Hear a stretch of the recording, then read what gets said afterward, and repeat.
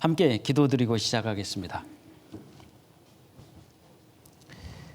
사랑과 은혜가 충만하신 살아계신 우리 아버지 하나님, 우리를 죄와 영원한 지옥 형벌에서 구원해 주시기 위해서 높고 영광스러운 하늘 보좌 다 버리시고 낮고 죄 많은 이 세상에 친히 내려오셔서 우리들이 지어야 될 모든 죄를 대신 짊어지시고 십자가 위에서 흘리신 보혈로서 우리의 죄를 영원히 사해 주시고 사망에서 생명으로 저희를 구원해 주심에 진심으로 감사드립니다.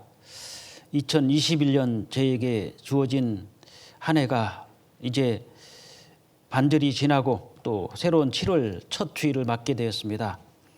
남은 하반기도 주님께서 모든 것 지켜주시고 또 비록 환경은 어렵지만 이 속에서도 복음을 전하며 저희들이 주님 뜻대로 살아갈 수 있도록 지켜주시고 또 인도해 주시기를 원합니다. 또 내일부터 이 자리에서 저희들에게 주어진 귀한 대전도 집회가 시작됩니다. 말씀을 증거하실 홍정현 목사님께 지혜와 능력과 총명을 갑절이나 더해 주시고 또 전도하시는 모든 형제 자매님들의 그 입술마다 걸음마다 주님께서 지혜로서 능력으로 채워 주시옵소서. 집회를 준비하는 모든 손길 주님께서 친히 함께해 주시고 또 은혜와 기쁨과 즐거움과 감사함으로 충만하게 채워 주시옵소서. 병중에 있는 우리 형제 자매들 있습니다. 비록 열악한 환경이지만 그 속에서도 구원의 은혜를 감사하며 또 주님께 영광 드리며 살아갈 수 있도록 도와주시옵소서. 오늘 또 시종을 주님께 부탁드리며 우리를 죄에서 구원해 주신 고마우신 주 예수 그리스도 이름으로 기도드렸습니다. 아멘. 전도서 12장을 찾겠습니다. 전도서 12장.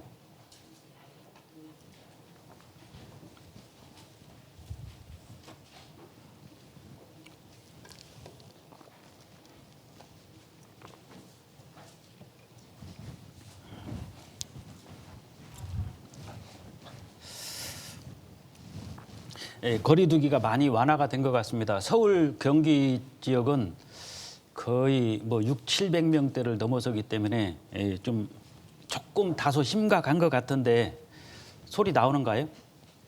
저 방송 실력 모니터 스피커가 다 죽었어요. 소리가 아예 안 나옵니다. 모니터 스피커가. 지역으로는 약간 50%까지 좀 완화가 된 것 같습니다. 그래서 좀 많이 좋아진 것 같은데 코로나 백신을 안 맞으신 분들은 하여튼 기회가 오시면은요 빨리 맞아주시고 저도 그 사이사이에 맞으려고 하니까 전에는 그래도 좀 그 융통성이 있었습니다. 근데 요즘에는 그 백신이 남는 게 없기 때문에 바로 다 떨어지는 것 같아요. 그래서 저도 아직 백신을 못 맞고 있는데 백신을 맞으신 분들은 많은 혜택이 주어지는 것 같습니다. 마스크를 벗을 수도 있고 또 해외 여행도 갈 수 있고 주민등록증에 뭐 스티커를 붙여준다 그런 말도 있더라고요. 이제 그것이 어떻게 보면은 666표를 마치 받는 것 직전처럼 당신 봐라 백신 맞으니까 얼마나 자유롭고 혜택이 주어지냐. 근데 만약에 앞으로 뭐 구제금이 나오는데 백신 안 맞은 사람 안 주겠다 그러면은 더 맞으려고 할 거 아니에요. 근데 앞으로 표 안 받으면은 기름 한 방울도 못 산다 그러면 다 맞을 수밖에 없습니다. 상당히 지금 이렇게 급박해져 가는 모습이 그려지지 않습니까? 그래서 이 백신 맞은 사람에게 주어지는 혜택 그걸 보면은 뭐 홍콩 같은 경우는 백신 맞은 사람에게한테만 그 아파트 분양권을 주고요. 그 외에는 안 주고 이렇게 좀 굉장히 차별이 심한 것 같습니다. 그래서 이 백신 다음이 이제 점점 우리가 좀 느껴지지 않습니까?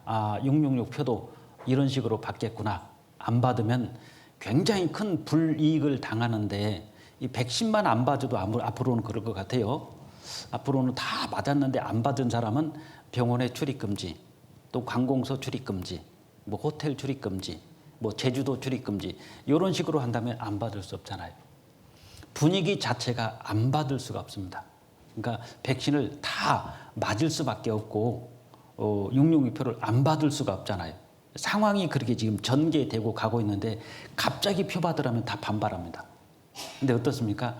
너무 다 물 흐르듯이 자연스럽게 진행되고 있죠. 조만간에 이런 것을 보면은 머지않아 주님이 오시겠다는 거 우리가 좀 감을 잡으셔야 됩니다. 생각지 않을 때 주님 정말 오셔요. 그때 남아가지고 펄쩍펄쩍 뛰지 마시고 내일 전도하실 분이 없으면은요 본인이 본인을 전도하십시오. 말씀을 들을 때 관심은 나의 영역입니다. 관심은 내가 가져야지 하나님이 나한테 관심을 주셔도 내가 관심 가지지 않으면은 아무런 나에게 의미가 없어요. 관심을 갖도록 하나님은 말씀을 주시고 증거를 주시고 정보를 주시고 비전을 주시잖아요. 근데 내가 관심을 갖는 것은 나의 영역이에요. 내가 해야 됩니다. 내가. 그러니까 내일부터 시작되는 전도 집회 때 여러분들이 말씀을 전도 집회를 들을 때는요. 저거 다 알아. 그런 식으로 듣지 마세요. 고린도전서 8장에 보면은 무엇이든지 다 아는 줄 생각하는 것은 마땅히 알 것을 알지 못하는 것이고 그랬어요. 진짜 알아야 될 것을 모르는 겁니다. 그래서 적어도 전도 집회만큼은 싹 마음을 다 비우세요. 깨끗하게 싹 비우면 밑에서부터 하나님이 차곡차곡 기초부터 채워주셔야 되는데 반절은 내가 생각하고 있는 잘못된 견해를 딱 가지고 있고 위에는 하나님 걸 집어넣잖아요. 조금 지나면 다 섞여버립니다. 섞이면 안 되거든요. 이 복음은 하나님의 말씀은 어떤 불순물과 섞이면 안 됩니다. 그렇기 때문에 말씀을 들을 때는 딱 비운 상태에서 들으면 하나님께서 바닥부터 차곡차곡 채워주십니다. 그러니까 새 포도주는 새 부대에 담으라고 그랬죠. 그러니까 내가 과거에 생각하고 있던 잘못된 생각과 주관 이런 것들이 지워지지 않으면 하나님의 말씀이 그 위에 섞여지잖아요. 그러면 혼합이 돼버립니다. 이게 불순물이 되잖아요. 그래서 내일부터 시작되는 전도 집회는 전도할 사람이 없으면 이번에 내가 나를 전도하겠다. 그런 마음으로 들어보셔요. 그리고 나는 처음 듣는다는 마음으로 나는 꼭 구원을 받아야 되겠다. 그런 마음으로 들으시면은 기가 막힌 건 말씀이 처음 듣는 것 같아요. 다 새롭습니다. 근데 다 알아. 그분들이 제일 위험하신 분들이에요. 다 알아, 저거. 거의 구원이 아닐 가능성이 상당히 높습니다. 구원받은 사람이 저거 다 알아. 미안하지만 성경 다 아시는 분은 하나님밖에 없어요. 아무리 사람이 성경을 많이 알아도 아는 게 아닙니다. 그건요, 세 발의 피예요. 성경은 들어가면 들어갈수록 더욱더 오묘하고 신비롭기 때문에 끝이 안 보여요. 근데 어떻게 우리가 그걸 다 알겠습니까? 항상 새로운 마음으로 정말 관심을 가져야 됩니다. 관심을. 무엇을 듣는가 삼가 조심하라. 그렇게 말씀하셨고 어떻게 듣는가 삼가 조심하라 그랬거든요. 우리가 듣는 것은 목사의 좋은 소리가 아니라 살아계신 하나님의 말씀을 듣는 것이고 말씀을 어떻게 듣느냐 그 듣는 것은 관심을 가지고 겸손한 자세로 들으시면은요 내 것이 다 돼요. 물은 하나님의 말씀은 물로 표현이 되지 않습니까? 물은 높은 곳에서 낮은 곳으로 흐르는 겁니다. 높은 곳에서 낮은 곳으로. 그리고 곡식은 익으면 익을수록 어떻게 됩니까? 고개를 숙이는 거예요. 우리가 하나님 앞에 정말 겸손한 마음으로 딱 말씀을 들으면 겸손은 존귀 앞잡이고 교만은 패망의 선봉이라고 그랬죠. 교만의 끝은 패망입니다. 겸손의 끝은 존귀예요. 은혜를 받을 수가 있잖아요. 그래서 그 겸손한 자에게 하나님께서 은혜를 내려주시니까 겸손한 마음으로 들으시면은 이 말씀이 마음속에 탁탁 새겨지면서 생명으로 이어집니다. 왜? 하나님의 말씀은 살았고 운동력이 있어 자유의 날선 어떤 검보다 예래서 혼과 영과 관절과 골수를 찔러 쪼개기까지 하나니 그랬죠. 이 말씀이 살아있기 때문에 내가 살아 움직이는 거예요. 말씀을 그대로 받아들이고 순종할 때. 그래서 오늘 내일 전도 집회이기 때문에 오늘 주제는 본분을 지키자. 본분을 지키자는 그런 주제로 좀 말씀을 드리고 싶습니다. 전도서 12장 13절입니다. 전도서 12장 13절. 여기 자리가 지금 상당히 많이 남아요. 이쪽에 여기도 많이 남고요. 여기도 자리 남아 있는데 밑에 계시는 분들을 올라와 주세요. 밑에서 텔레비전 그 모니터로 듣는 거하고 라이브로 듣는 거하고 좀 다릅니다. 그러니까 밑에서 들으려고 노력하지 마시고 가능하면은 위에서 들으시려고 노력을 해 주십시오. 그래서 여기 앞에도 지금 비어있고 비어있으니까 이 집회 떨어지 말씀 전할 때 비어있으면 꼭 이빨 빠진 것 같아요. 참 보기 흉합니다. 근데 뒤에는 아주 꽥꽥해요. 아주 정직하게 잘 알아냈어요. 공부 잘하는 사람이 꼭 앞으로 옵니다. 그렇잖아요. 천국은 침단한 자의 것이라고 그랬죠. 공부보다는 학생들 보면 맨 뒤에 가서 엎드려서 잠자고 있어요. 그렇죠.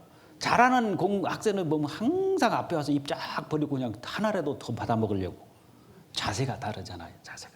그래서 가능하면은 내일 전도 집회할 때요, 뒤로 가지 마세요. 앞에서부터 차곡차곡 앉아주시기 바랍니다. 12장 13절을 제가 읽겠습니다. 이래 결국을 다 들었으니 이걸 생각해 보시고 하나님을 경외하고 그 명령을 지킬지다. 이 앞자리 많이 남아 있습니다. 앞자리 여기도 있고 이 앞에도 남아 있고요. 뭐 2명씩 앉아도 돼요. 양쪽으로 2명씩. 3명 앉으면 좀 그렇고 양쪽으로 2명씩 앉으시면 괜찮을 것 같습니다. 예. 이래 결국을 다 들었으니 하나님을 경외하고 그 명령을 지킬지다. 이것이 사람의 본분이니라. 이제 본분을 지키자는 겁니다. 본분. 학생의 본분은 뭐예요? 1번 게임, 2번 공부. 뭐예요? 학생의 본분은요, 게임이 아닙니다. 본분이 공부예요, 공부. 직장인의 본분은 열심히 일을 해야 됩니다. 거기서 회사가 잘 되면 결국 내가 잘 되잖아요. 아내의 본분은 남편한테 잘해줘야 돼요. 그래서 남편이 기분 좋게 일 열심히 하고 돈 많이 벌어다 주면 남편이 써요? 아내가 써요? 낮에 식당 가보라니까 누가 쓰는지. 제가 동탄교에서 집회를 하면서 점심 먹으러 밖에 나갔는데요. 커피숍에서 차를 마시는데 거기 거의 99%가 여자예요. 남자는 우리밖에 없었어요. 낮에 식당에서 남자나 커피숍의 남자는 천년기념물입니다. 거의 보기 힘들어요. 그래서 창문 너머로 봤더니 저 밭밭에가 누구냐? 공장이에요. 공장인데 남편들은 어디다 커피 먼저 하십니까? 점심 식사하고 종이컵 갖고 나와서 다 서서 앉을 자리도 없어요. 공장 문 앞에 나와서 공장 안에 있으니까 얼마나 답답하겠습니까? 점심 식사하고 쉴 곳도 없어요. 카페가 어디가 있습니까? 종이컵에다가 믹스 커피, 봉다리 커피죠. 그거 한 컵 받아가지고 밖에 나와서 담배 피면서 마시고 있어요. 아내들은 한 잔에 6,000원, 7,000원짜리 커피 시원한 그늘 밑에서 에어컨 나오는 데서. 이거 완전히 틀려졌잖아요. 남편이 돈 많이 벌면 누가 혜택 받아요? 대답을 하시오. 남편이 돈 많이 벌어다 주면 혜택 누가 받아요? 아내가 받아요. 아내가. 그렇잖아요. 그러니까 아내들은 남편한테 잘해야 돼요. 왜? 돈 많이 벌어오라고. 혜택을, 남편은 돈 쓸 시간이 없습니다. 실제로. 왜? 일 하느라고 돈 버니라고 정신없고 그 돈을 쓰는 사람이 누구냐면 아내와 자녀들이란 말이에요. 그럼 아내 할 역할은 뭡니까? 남편이 돈 잘 벌게 잘해드리고 건강하게 건강 챙겨주면은 사업하는 남편이 있으면 사업 잘 되게 남편 잘해줘야 돼요. 그래야지 6,000원짜리 커피라도 마셔보지. 그렇지 않으면 200원짜리 커피 먹어야 돼요. 그러니까 이 본분이 있잖아요. 직장인의 본분은 열심히 일해야 됩니다. 열심히 일. 그리고 아내의 본분은 아내라는 뜻이 뭐예요? 아내. 이게 아내예요. 여보 물 좀 가지고 와. 아니 손이 없어. 발이 없어. 갖다 먹으면 되지. 그러지 말고 아내. 그렇게 해야 돼요. 밥 줘야지. 아내. 이게 아내예요. 남편은 뭐예요? 이 내 편이 아니다. 남편이다. 이게 남편이요. 아내들은 내 편이 아니라니까요. 남편이요. 남편. 누구 편? 남편이요. 남편. 그게 남편이잖아요. 아내는 아내. 이렇게 살면 됩니다. 그러니까 왜 남편들은 바깥 사람이잖아요. 바깥에서 일을 하니까 남편이 될 수밖에 없어요. 그 사람들하고 화해하고 같이 일해야 되고 그러다 보니까. 그래서 본분이 있단 말입니다. 그 본분을 벗어버리면은 잊어버리면은요 격길로 나가는 거예요.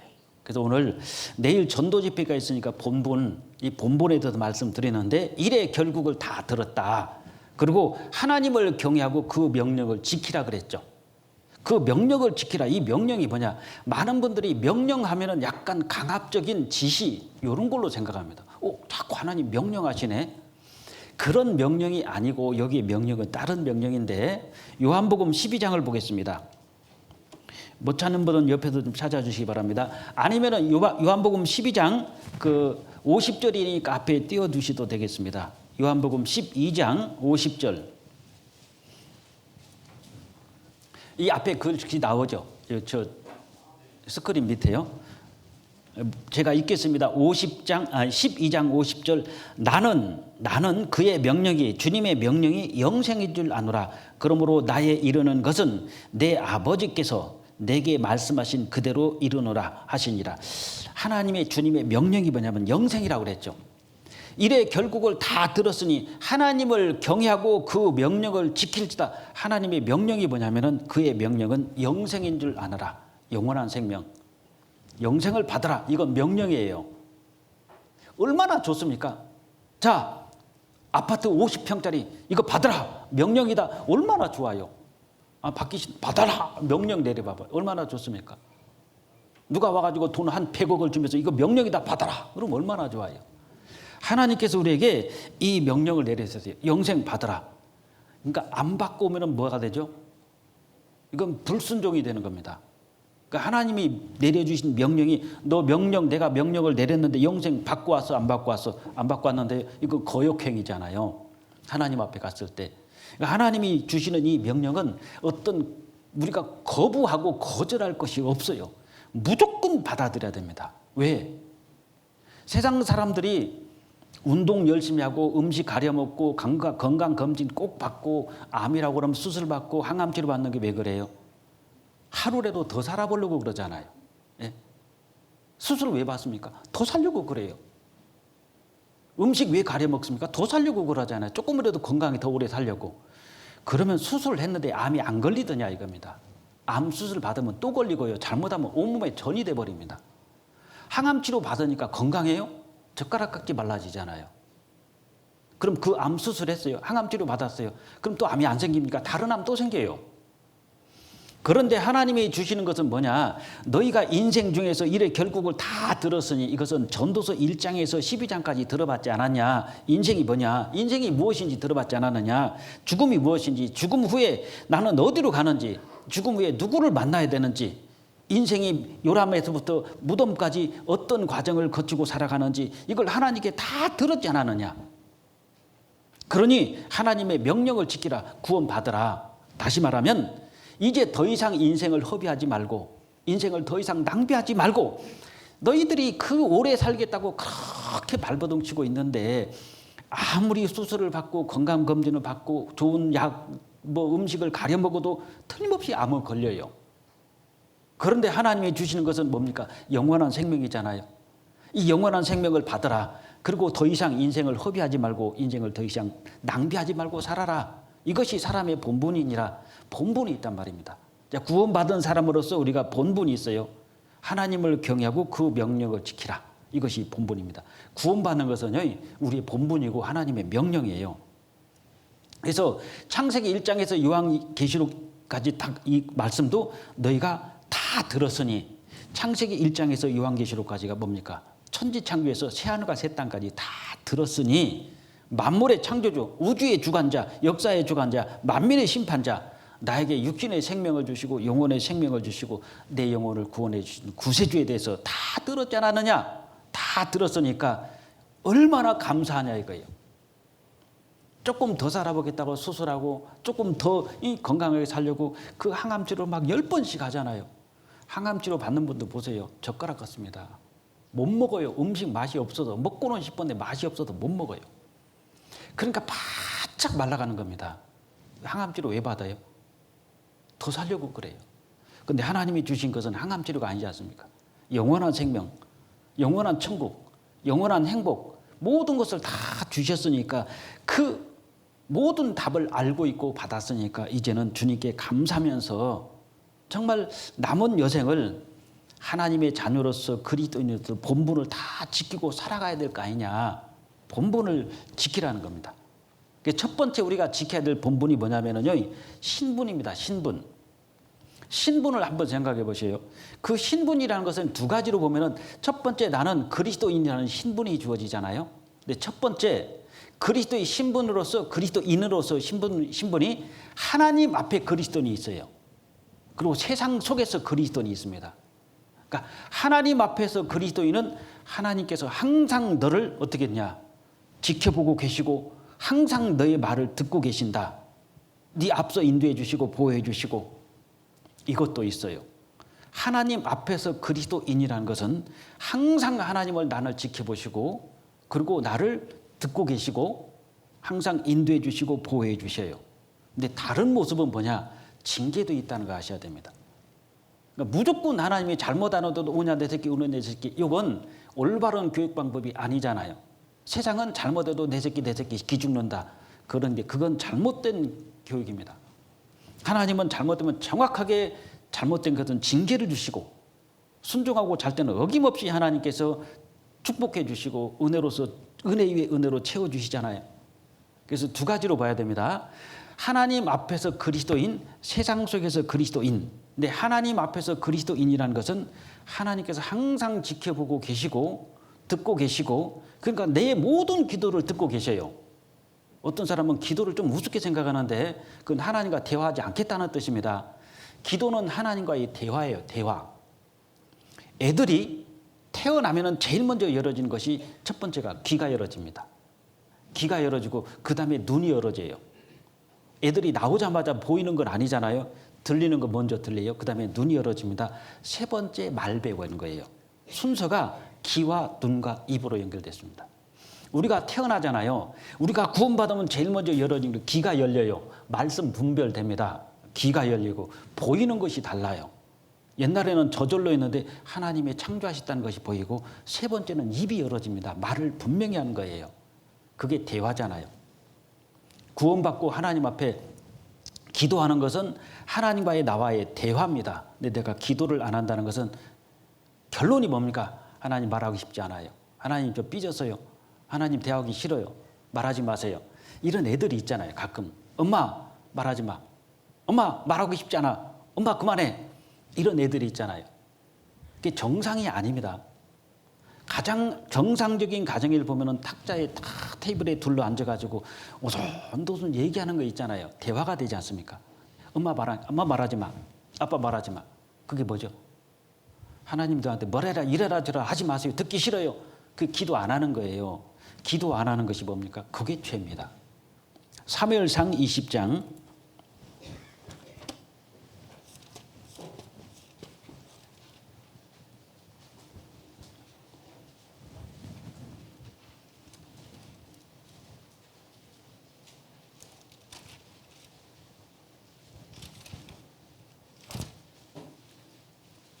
20장이라 10장 같은데 제가 착각한 것 같습니다. 사무엘상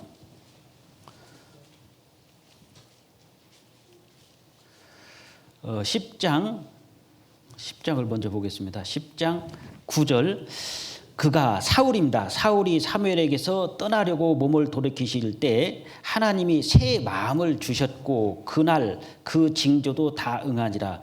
그들이 산에 이를 때 선지자의 무리가 그를 영접하고 하나님의 신이 사울에게 크게 임함으로 그가 그들 중에서 예언을 하니. 이 원래는 사울에게, 이 사울이 왕이 되기 전에 하나님이 부르시는 광경인데, 사울이 왕을 세울 때 합당해서 세운 건 아닙니다.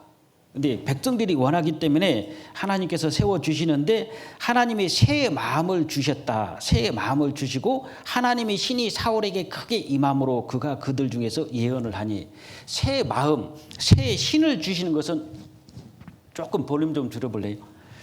내 안에 성령이 들어왔다는 뜻이지 않습니까? 성령이 들어오면 어떻게 됩니까? 기도가 되는 거예요.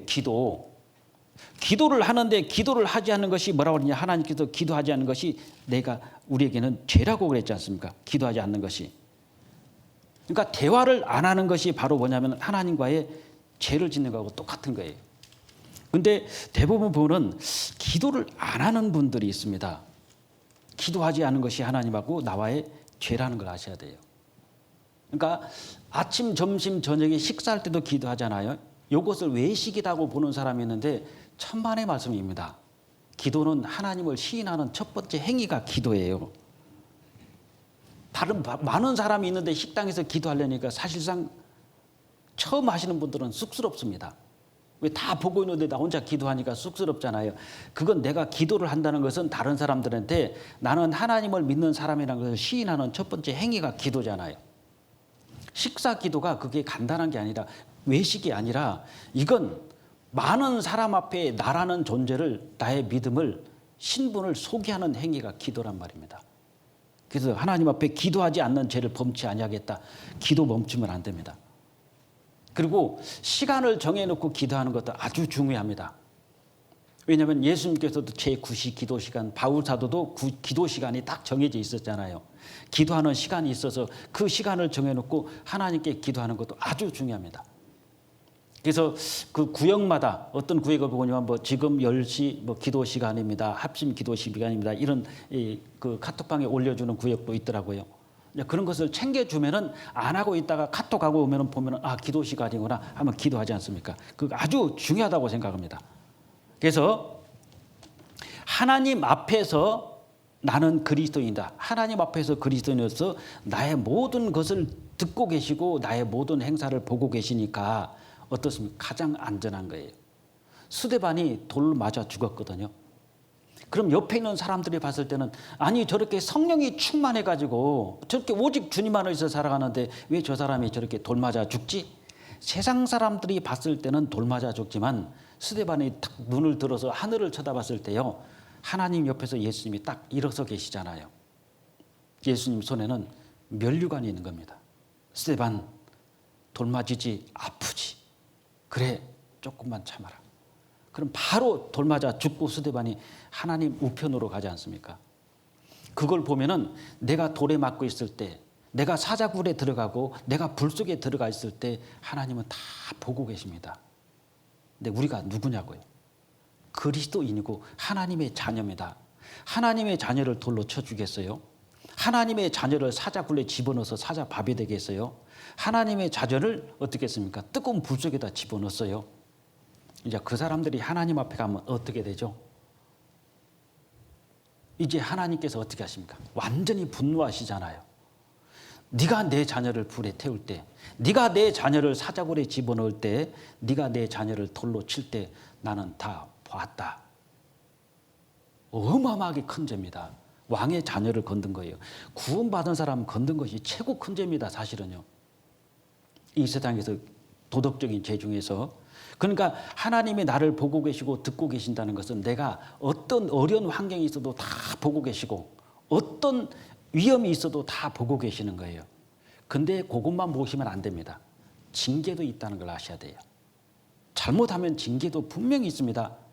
하나님이 잠 못 가는데 이거 뭐 돌아오겠지 그게 아니라 반드시 앞에 장애물을 갖다 놓고 징계를 주셔요. 욥기 5장이 되겠습니다. 욥기 5장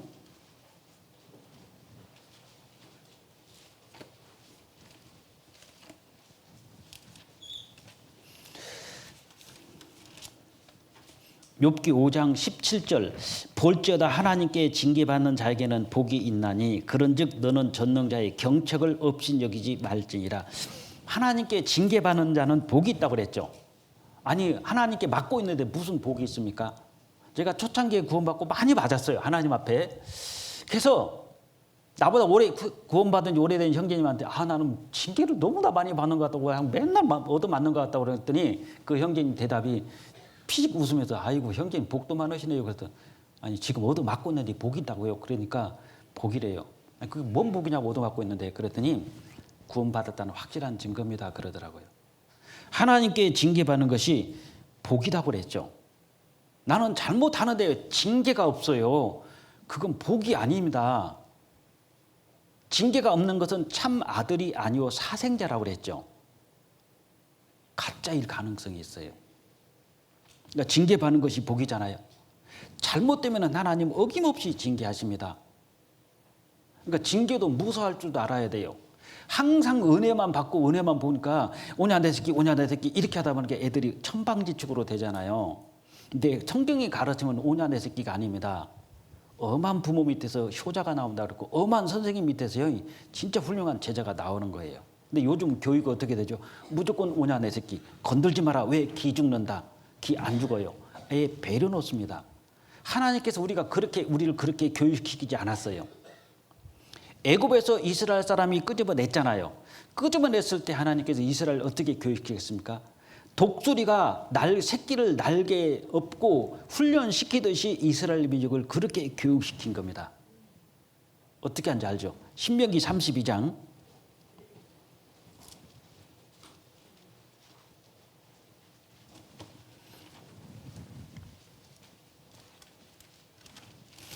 신명기 32장 11절 마치 독수리가 그 보금자리를 어지럽게 하며 그 새끼 위에 너풀거리며 그 날개를 펴서 새끼를 받으며 그 날개 위에 그것을 엎는 것 같이 12절 여호와께서 홀로 그들을 이스라엘 민족을 인도하셨고 함께한 다른 신이 없었도다. 이스라엘 민족을 오냐 내 새끼 오냐 내 새끼 그게 아니라 독수리가 새끼를 훈련시키듯이 이렇게 했다는 겁니다. 독수리 둥지는 둥지를 만들 때 가시 같은 걸로 만든답니다. 그러니까 날카로워요. 거기다가 폭신폭신한 깃털이라든지 어떤 그 나뭇잎 같은 걸 갖다 놓고 폭신폭신하게 하면은 밑에 있는 가시가 안 보입니다. 알을 낳아가지고 새끼를 까죠. 새끼를 까서 이 독수리들이 나를 만큼 자라나면은 어미 독수리는 그 안에 있는 그 깃털이나 폭신폭신한 걸 다 걷어서 밖으로 다 내버린대요. 그럼 뭐가 나오냐? 이제 밑에 가시가 나와요. 뾰족뾰족. 그러니까 독수리들이 밖으로 나오는 겁니다. 둥지 밖으로. 둥지 밖으로 나오면 어미 독수리가 날개를 쫙 펴줘요. 그럼 새끼들이 엄마 뒤로 딱 타요. 딱 타면 그거 쫙 날고 가는 겁니다. 그럼 새끼들이 어떻게 해서 야호 바이킹 타는 것 같겠죠. 근데 쏟아버려요. 그냥 딱 날라고 가서 확 쏟아버리면은 새끼들이 그대로 그냥 수직으로 떨어집니다. 그럼 뭐라고 그래요? 팍 하고 떨어지잖아요. 날개짓을 하면서 떨어져요. 그때 또 엄마가 밑으로 가서 쫙 받아요. 받아가지고 쫙 올라가서 쏟아요. 그럼 막 하고 떨어져. 그럼 또 받아요. 이렇게 해서 새 중에 왕으로 키우는 게 독수리 훈련법이에요. 하나님께서 우리 구원받은 사람을 이스라엘 민족을 광야에서 그렇게 훈련시킨 겁니다.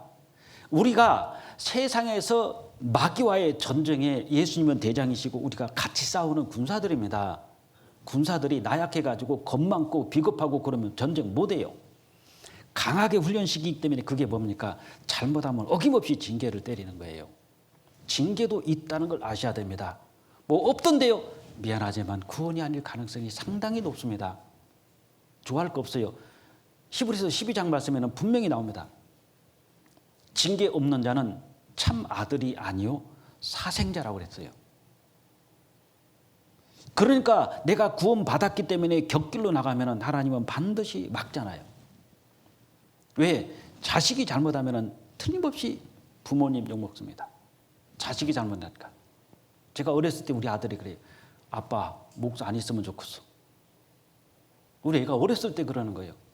왜 그런 생각을 하냐고 그러니까 교회 가면은 애들이 떠들면은 아무 얘기도 안 하는데 내가 떠들면은 네 아빠 누구야? 네 아빠 목사지. 목사들이 그러면 돼? 항상 목사들이 그러면 돼? 목사들이 그러면 돼? 그러니까 나는 아빠가 목사 되는 것이 싫대. 왜? 항상 다른 애들은 떠들어도 괜찮아요. 근데 제 아들이 떠들면 문제가 돼. 선생님들이 네 아빠가 누구야? 목사지. 네 아빠가 목사인데 목사들이 그렇게 하면 돼? 그러니까 싫은 거예요. 그러니까 걔가 잘못하면 누가 욕먹죠? 목사가 욕먹습니다. 제 아들이 대학교 때요. 아빠 한 번만 소원을 들어달래요. 한 번만. 그 나는 좀 겁먹었어요. 이거 뭘 하려나 봤더니 나 염색하면 안 돼 그러더라고요. 대학교 다니면서 염색 한번 해보고 싶대. 아빠 나 염색하면 안 돼? 그래서 제가 그랬어요. 네 아버지 옷 벗겨놓고 염색하라 그랬어요. 목사 옷 벗겨놓고 염색하라. 네가 목사들이 돼가지고 노랗게 머리 물들여가지고 교회당에 오면은 다 쳐다보고 저게 누구야? 아버지가 목사래. 나 그다음부터 나 설교 못한다. 내가 어떻게 내 아들이 그렇게 사는데 내가 이렇게 설교하겠느냐. 나 설교 못한다. 그럼 아빠 목사 그만두게 하고 너 설교 뭐 문신을 하든지 아니면은 머리를 파마를 하든지 염색을 하든지 목사 그만두게 하고 해라. 그 말 딱 던져놓으니까 죽어도 못하는 거예요. 왜?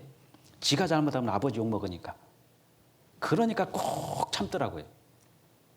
만약에 제가 목사가 아니었으면 틀림없이 염색했을 거예요. 제가 알아요. 그래서 제가 겁을 준 게 아니라 네가 그렇게 살면 나는 강단에서 설교 못한다. 그럼 성도님들이 뭐라고 생각하겠냐? 아들이나 똑바로 교육시키세요. 그런 말 안 하겠냐고. 근데 네가 염색이나 하고 문신이나 하고 그러면은 어떻게 되겠냐? 이건 아니다. 마찬가지예요. 구원받은 우리가 하나님 앞에 그 신분을 올바로 지키지 못하면은요, 분명히 하나님 욕합니다. 코로나 때 얼마나 교회를 많이 욕했습니까? 터지면은 교회, 터지면은 교회. 신천지에서 탁 터졌잖아요. 세상 사람들은 신천지도 다 하나님 믿는 줄 알아요. 완전히 그 사람들은 하나님 믿는 사람은 아니지만은 세상 사람들은 그렇게 안 봅니다. 똑같은 종교로 보는, 똑같은 교회로 봐요. 그러니까 얼마나 욕을 많이 했냐고. 광복절 행사 때 또 탁 터졌잖아요. 근데 교인들이 와 달라갔잖아요. 얼마나 욕합니까? 근데 성경에 하나님께서 데모하라고 그랬어요? 데모하라고 했냐고요, 성경이. 그런 말씀 없어요. 해서도 안 됩니다. 거기 나가도 안 됩니다. 구원받은 사람은 정치에 개입하면 안 돼요. 그러니까 그 하지 말란 건 안 해야 되잖아요. 근데 교회들이 그런 걸 개입해가지고 자꾸 말썽이 나니까 똑같이 보는 겁니다. 하나님 믿는다면서.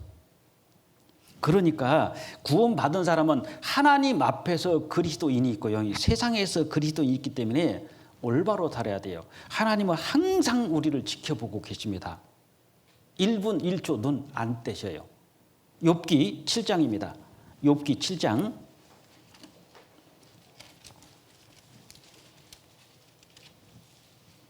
욥기 7장 17절.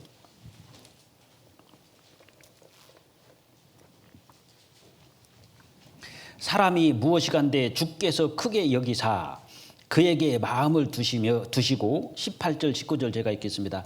아침마다 권징하시며 분초마다 시험하시나이까 주께서 내게 눈을 돌이키지 아니하시며 나의 침삼킬 동안도 나를 놓지 아니하시기를 어느 때까지 하시리까. 내 침삼킬 동안도 아침마다 분초마다 항상 나를 지켜보고 계시는데 언제까지 하나님 저에게 눈을 떼시지 않겠습니까? 죽을 때까지입니다. 우리가 죽는 그날까지 하나님께서는 우리에게 눈을 떼시지 않잖아요. 항상 보고 계신다는 걸 알고 계셔야 됩니다. 그러니까 내가 위경에 처해 있을 때도 보고 계시고 위태로울 때 어려울 때 앞에 큰 재앙이 너에게 다가오고 있다. 하나님 보고 계시잖아요. 그거 막아주셔요. 반면에 우리가 곁길로 가고 잘못 가고 있을 때도 하나님 그거 다 보고 계시지 않습니까? 그러니까 하나님이 보고 계시는데 분초 1분 1초를 어김없이 끝까지 보고 계시는데 언제까지냐? 죽을 때까지입니다. 그러니까 사랑의 눈으로 항상 자비로운 눈으로 우리를 지켜보고 계시지만 곁길로 가면은 어김없이 그거 보고 계시잖아요. 징계 주십니다. 징계 무서워요. 제가 어떤 형제님이 징계받는 거 봤는데 와, 소름 끼칩니다. 경부고속도로 시속 180으로 달리다가 운전석 앞바퀴가 빠져버렸어요. 아예 앞바퀴가 그냥 어떻게 됩니까? 5바퀴 굴렀어요. 그냥 떼굴떼굴 굴러가지고 대형 사고입니다. 그냥 차가 바짝 쪼그라들었어요. 근데 그 형제가 징계 받을 일을 했어요. 그리고 난 다음에 징계 딱 받고 그 다음부터 그 형제님은 교제에 딱 붙어가지고 지금 어느 교회에서 진짜 신앙생활 잘합니다. 근데 안 죽었어요. 막 경찰이 오고 뭐 소방차가 오고 차가 납작 쪼그러지다가 지포고치 돼가지고 그걸 펴가지고 끄집어냈는데 이런 데 몇 군데 조금 깨져가지고 피가 좀 나올 정도로 뭐 이렇게 털고 나오더래요. 그냥 죽지 않아. 진짜 하나님이 진짜 받아주셨습니다. 징계거든요. 근데 그분의 제가 간증을 들어봤어요. 진짜 징계 받을 일을 했어요. 그리고 어떤 형제님은 주일날 꼭 교회만 가야 되나 하고 주일날 저 낚시 가방 짊어지고요. 탁 고기 잡으러 가는데 이렇게 90도로 이렇게 확 트는 데가 있습니다. 근데 브레이크를 잡고 틀었는데 휙 날라고 저 밑으로 떨어졌어요. 저 밑으로 눈바닥으로 탁 떨어졌는데 차가 가다가 발랑 뒤집혀가지고 탁 거꾸로 떨어졌습니다. 그럼 어떻게 되죠? 탁 쪼그러지니까 즉사하는 거예요. 100% 죽여야 되거든요. 근데 그 밑에 누가 논바닥에다 구덩이를 파놨는데 차가 구덩이로 톡 떨어져가지고 안 죽었어요. 그럼 만약에 논바닥에 그냥 딱 떨어졌으면 그때 납작 깨졌겠죠. 근데 차가 이렇게 위에가 이렇게 올라오잖아요. 앉아있는 데가. 그 올라온 구덩이가 그 부분이 구덩이로 쏙 들어갔대요. 그게 못 맞춰요. 진짜 갖다 집어넣기 전에는. 기둥구를 꼭 집어가지고 갖다 쏙 놔야지 그 속으로 쏙 들어가지 어떻게 그쪽으로 쏙 들어가냐고요. 휙 날라가지고 그냥 휙 뒤집어지는데 구덩이로 쏙 들어갔는데 하나도 안 다쳤대요. 자, 이제 그 형제님 주일날 낚시 갈까요? 안 갈까요? 죽으려고 환장하면 갈 수도 있어요. 그다음부터는 결코 낙자로 안 가는 겁니다. 어느 교회 봉사장에 지금 징계 있습니다. 하나님께서 눈 삼킬 동안, 침 삼킬 동안, 눈 감고 침 삼킬 동안도 하나님이 분초마다 우리를 시험하시죠. 언제까지 보고 계십니까? 시편 48장 시편 48장 14절.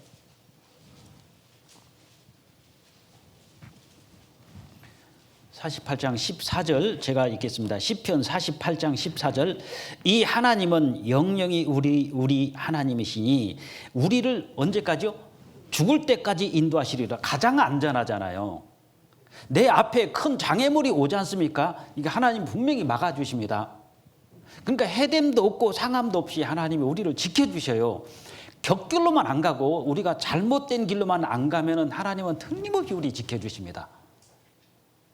근데 내가 지금은 잘 몰라요. 언제 아느냐? 지나와 보면은 다 지켜줬어요. 그때 하나님께서.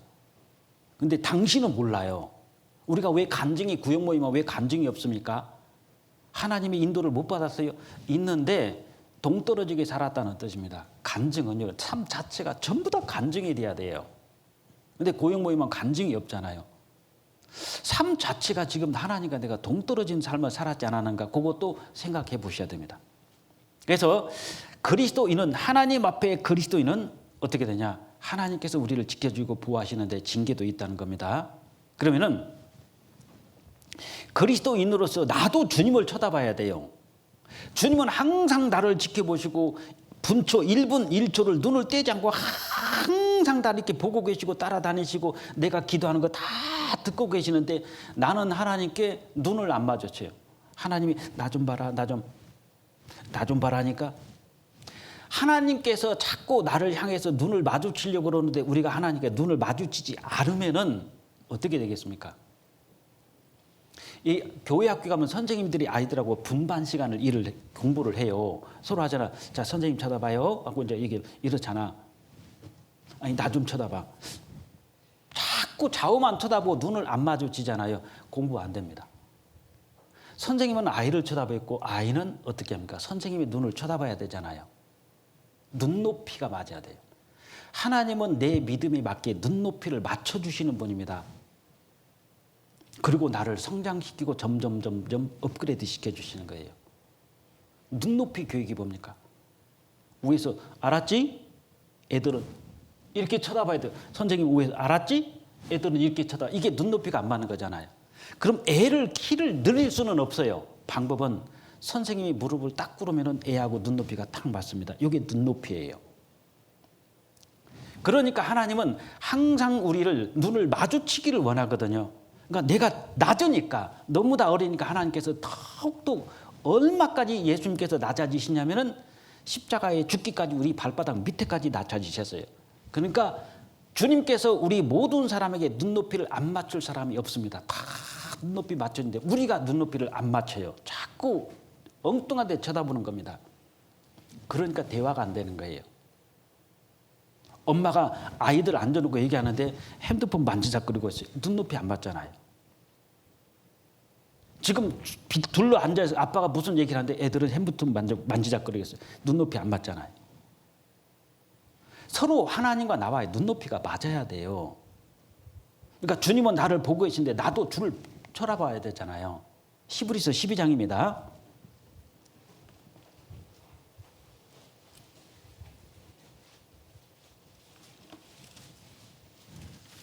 히브리서 12장 2절.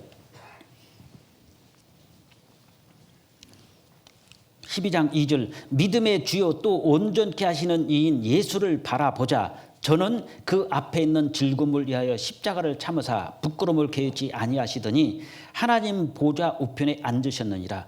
믿음의 주요 온전케 하신 예수를 바라보자 그랬죠. 주님을 바라봐야 눈높이로요. 이게 뭡니까? 초림 예수님의 십자가를 바라보라는 거예요. 십자가를 쳐다보면 구원의 은혜를 감사할 수 있고, 아, 저렇게 예수님께서 내 죄를 갚아주시고 구원해 주셨다. 그리고 또 바라볼 것이 있어요. 재림을 바라봐야 됩니다. 이제 장차 주님께서 만왕의 왕으로서 이 모든 세상을 정복하고 심판하시는 재림주로 오신다. 재림하시는 주님을 바라봐야 되는데 초림에서 재림까지 이 사이는 우리는 주님을 쳐다봐야 됩니다. 주를 봐야 돼요. 어떻게 봐야 되죠? 그럼 주님이 어디서 가시는지 보란 말입니다. 교회예요, 교회. 주님은 교회 앞에서 쫙 가잖아요. 그러니까 교회의 어떤 방향을 쫙 보고 따라가야 되는 거예요. 그렇지 않으면 어떻게 되죠? 나는 엉뚱한 길로 가는 겁니다. 엉뚱한 길로. 주를 보라는 것이 예수님의 초림을 보고 재림을 보고 초림에서 재림 사이의 이 과정이 나의 신앙생활인데, 이때 주님은 어디서 가냐면 교회에 앞서갑니다. 몽골 갔을 때 양들이 흩어져 있어서요, 저는요 목자가 없는 줄 알았어요. 그랬더니 선교사님이 목자가 없네요 그랬더니 저기 위에 하얀 돌 하나 보이죠? 예, 거기 앉아 있잖아요. 목자는 양들이 흩어져서 있는 것 같은데 거기에 딱 앉아 있습니다. 그래서 제가 그랬어요. 저렇게 흩어져 있는, 저렇게 멀리 떨어져 있어도 괜찮아. 목자만 있으면 양들은 절대로 안 떠난대요. 근데 목자가 없죠? 그럼 다 흩어진답니다. 전부가 다. 보세요. 목자를 보고 가야 돼요. 목자는 양들에 앞서가지 않습니까? 그럼 양들은 목자를 따라가죠. 그러면은 내가 주를 보자, 이게 추상적인 게 아니에요. 교회에 앞서가시는 분이 주님이십니다. 교회가 주님을 쫙 따라가는 거예요. 그럼 교회에 방향이 있어요. 방향이 있으면 여기에 똑같이 마음을 모아서 쫙 따라가는 것이 여기 주님을 보는 거예요. 그런데 교회에 방향이 있는데 안 보잖아요. 잘해봐요. 반대쪽으로 가. 뭐 이렇게 합시다. 잘해보세요. 반대쪽으로 가. 이게 주를 보지 않는 겁니다. 더 구체적으로 디테일하게 말씀드리면 구역에서 구역 임원들이나 구역장님들이 자, 이번 주 구역 모임을 수요일 날 하겠습니다. 수요일 날 안 되겠죠. 목요일 날 하겠습니다. 왜 목요일 날 해야 돼요? 화요일 날 하면 안 돼요? 화요일 날 하지 마세요. 금요일 날 해요. 이런 식으로 다 만약에 흐트러져 가지고 구역장님이나 구역 임원들이 어떤 딱 하면 이게 교회 방향이잖아요. 구역의 방향. 그런데 중구난방으로 다 여러분들이 왜 꼭 목요일 날 해야 돼요? 금요일 날 하면 안 돼요? 뭐 이번 달 안 하면 안 돼요? 왜 꼭 주물해야 돼요?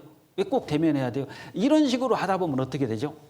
그게 주를 보는 게 아닙니다. 그럼 구역이 다 흩어져요. 그래서 나라도 그렇지만 교회도요, 방향이 설정이 되고 그 방향 앞에 하나님이 가는 거예요. 그럼 우리가 그걸 쭉 따라가면, 그래서 교회가 이렇게 우리 교회가 성장한 겁니다. 진짜 모범적으로 쫙 가는 교회가 서울중앙교회예요. 아주 모범적으로 쫙 따라가잖아요. 광주교회 뭐. 저는 수원에서 배웠습니다. 신앙생활을. 수원에서 저는 처음에 구원받고 배웠기 때문에 수원이 그렇게 가요. 착 교회 방향이 결정되면은요, 아무리 내가 마음이 급하고 나하고 180도 틀려도 그냥 쫙 따라가는 데예요. 제가 거기서 그걸 배웠어요. 수원께서. 교회 방향이 딱 결정이 나면 이걸 순종하고 따라가는구나. 그러니까요, 급성장하는 거예요. 예를 들어서 교회당을 집시다.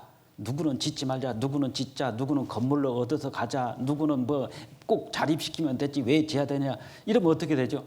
오합지졸이 되잖아요. 그럼 교회 결정이 딱 섭니다. 집시다. 그러면은 쫙 따라오죠. 그래서 교회당을 지면은요, 놀라운 능력이 나타납니다. 전도가 기가 막히게 돼요. 그리고 굉장히 부흥이 잘 됩니다. 교회당 진대 한번 보세요. 급속도로 늘어나요. 왜냐하면 그 교회당 질 때 흐트러졌던 성도님들이 교회의 방향에 주님 앞서가니까 쫙 따라가죠. 이게 하나 되는 거잖아요. 그래서 믿음의 주요 온전케 하신 예수를 바라보라. 그것은 교회의 방향이 정해지고 나가면은 그 방향을 딱 앞서 누가 가냐? 주님이 앞서 가신다는 것을 볼 줄 알아야 됩니다. 그럼 쭉 따라가죠. 그럼 교회가 든든하게 하나 되는 거예요. 구역도 마찬가지입니다. 구역 임원들 계시지 않습니까? 어떤 때 구역장님이 결정을 할 거예요. 이렇게 합시다. 그럼 나머지 구역 총무님이 됐든 조장이 됐든 회기가 됐든 모든 분은요, 예, 구역장님 쫙 따라가는 거예요. 그게 교회 방향이에요. 그 앞에 누가 가죠? 그 앞에 주님이 가는 겁니다. 만약에 구역장 2명 세웠다고 봐봐요. 머리가 2개 있으면은 정상이 아닙니다. 머리는 2개 있으면 안 돼요. 하나가 있어야 돼요. 그래서 목사도 2명 세워놓잖아요. 2명 세워놓으면 2파가 나눠져요. 이 목사 패, 이 목사 패. 그래서 담임 목사는 하나입니다. 두 명을 세울 수가 없어요. 담임 목사. 그다음에 밑에는 아무리 유능해도 부목사예요. 아시겠죠? 만약에 선생님을 한 막급에다가 선생님 2명 세워놓으세요. 어떻게 되죠? 선생님이 2명 있으면 애들이 2패로 나눠져요. 이 선생님 좋아하는 편, 이 선생님 좋아하는 편. 하나의 담임 선생님, 하나는 보조교사입니다. 항상 우두머리가 있는 거예요. 앞장서도 쫙 따라가는. 그러니까 광야에서 200만 명이 쫙 가는데 이 200만 명을 제일 앞장서서 가시는 분이 주님이십니다. 그 뒤에 모세가 따라가죠. 200만 명이 쫙 따라가요. 모세 죽었습니다. 여호수아가 따라가요. 앞에 주님 가요. 쫙 따라가죠. 이것이 교회의 모습이에요. 그게 주를 보는 겁니다. 막연한 게 아니에요. 그래서 구역이 됐든 조가 됐든 조장님들, 구역장님들이 무엇을 하자고 결정을 하잖아요. 딱 결정 내리면은 구역장이 왜 그렇게 해야 돼요? 조장이 왜 그렇게 해야 돼요? 그거 하지 말라고 왜라는 말을 쓰지 마세요. 예 구역장님, 예 조장님. 나이가 많고 적고를 따지는 게 아닙니다. 교회는 나이를 가지고 가는 게 아니에요. 직분이라는 것은 질서 때문에 주어진 거기 때문에 그렇게 해야 돼요. 선생님들도 마찬가지입니다. 부장 선생님이 2명 있잖아요. 그러면은 2편으로 나눠져요. 부장을 하나입니다. 밑에는요. 부장 선생님이 아니에요. 교무입니다. 그리고 선생님들 있고 보조가 있잖아요. 그럼 부장 선생님이 딱 결정을 하잖아요. 자, 학예 수양회 때 이렇게 하도록 합시다. 하겠습니다. 그러면은 예, 선생님 그렇게 하겠습니다. 이렇게 순종해야지. 왜 그렇게 해야 돼요? 왜 꼭 오전하고 오후 들어야 돼요? 왜 3일 만에 해야 돼요? 6일 하면 안 돼요? 이런 식으로 막 하다 보면은요, 방향이 설정이 안 됩니다. 그럼 거기서부터 싸우기 시작하는 거예요. 그래서 믿음의 주요 온전케 하신 예수를 바라보라는 것은 예수님이 지금 어디서 가고 계시냐, 그걸 보면 교회 앞서가세요. 이스라엘 사람들이 요단강을 건너서 가나안을 정복으로 들어가잖아요. 그때 맨 앞에 하나님의 언약궤가 갑니다. 약 900m 정도 앞서가요. 그리고 그 뒤에 딱 따라가는 겁니다. 하나가 돼가지고 하나님의 인도 맨 앞장서서 가신 분이 하나님이시고, 그 다음에 교회의 방향이 딱 설정이 되면은 그대로 따라가고, 구역의 방향, 교회의 방향, 교회 학교 방향, 어떤 부서들의 방향이 정해지잖아요. 그럼 쫙 따라가는 것이, 그게 줄을 보고 가는 거예요. 그렇지 않으면은 싸우기 시작합니다. 그럼 어떻게 되죠? 오합지졸돼요. 가정도 마찬가지예요. 가정에서는 여자의 머리는 누구예요? 남자입니다. 남자의 머리는 그리스도, 그리스도의 머리는 하나님이시잖아요. 이게 질서란 말입니다. 집안에서 어머니가 결정하면 안 돼요.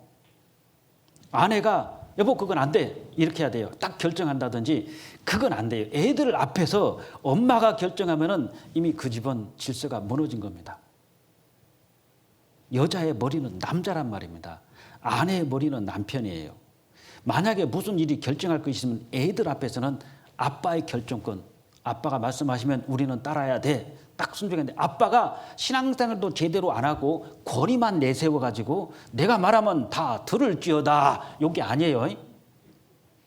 그런 명령이 아닙니다. 정상적인 신앙생활을 하면서 옳고 그름을 정확하게 분별할 수 있는 아빠로서 집안에서 가장으로서 그렇게 살아라는 것이지, 무조건 남편이 신앙생활도 안 하고 정상적인 삶을 안 살면서 성경이 뭐라고 그랬어? 여자의 머리는 남자라고 그랬지. 그러니까 내 말 순종해. 그건 아니에요. 우리가 순종도 주 안에서입니다. 남편이 신앙도 올바로 살지도 않고 곁길로 나가면서 교제도 안 나오면서 남편의 그 위치만 세워가지고 내 말 들어야 돼. 성경이 뭐라고 그랬어? 거기다 써먹는 게 아니에요. 정상적으로 주님처럼 우리가 닮아가면서 그런 상황 속에서나 남편이 딱 결정 내리면 그건요, 그 앞에 주님이 가시는 겁니다. 그럼 딱 순종하고 가잖아요. 그럼 가정이 하나가 돼요. 근데 여보, 왜 당신은 왜 꼭 그렇게 해? 왜 당신 마음대로 해? 그리고 또 티격태격 싸워. 애들이 보잖아요. 아, 저렇게 싸우는 거네? 결국 배우는 게 뭐죠? 부딪히고 싸우는 거 배워요. 그럼 애들은 어떻습니까? 또 싸워. 그래서 믿음의 주 온전케 하신 예수를 바라보는 것은 초림의 주를 보시고 재림의 주를 보시는데, 초림에서 재림까지 이 사이가 나에게는 신앙생활입니다. 이 신앙생활에서 주님께서 어디서 어떻게 가시는지 쫙 보면은 주님은 교회를 인도하시는 분이에요. 그 길을 쫙 갔을 때 교회의 방향이 설정되면은 쫙 따라가는 겁니다. 그래서 부서, 구역, 이런 회별 이런 부분이 앞에서 리더자들이 있잖아요. 그걸 순종하고 쫙 따라가면 그것이 하나님 오실 때 광야에서 200만 명이 쫙 가는 모습입니다. 너무 아름답잖아요. 근데 100%는 아닙니다. 근데 분명히 그 안에서 불평불만한 사람이 있을까요? 없을까요? 나와요. 분명히 나와요. 민수기 11장 출애굽기, 레위기, 민수기 11장